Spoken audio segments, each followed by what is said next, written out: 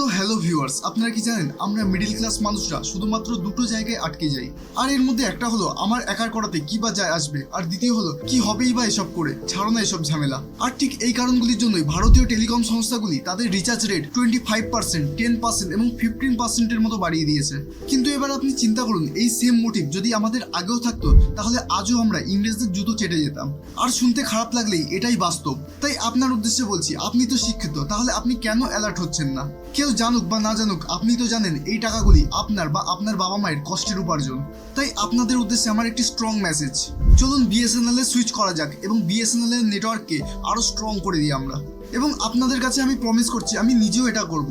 আর রইল পরে নেটওয়ার্ক নিয়ে আপনাদের সমস্যা, তাহলে আপনাদের জানিয়ে রাখি টিসিএস মানে রতন টাটার কোম্পানি বিএসএনএল এর সাথে কোলাপ করছেন, তাও 15,000 কোটি টাকার।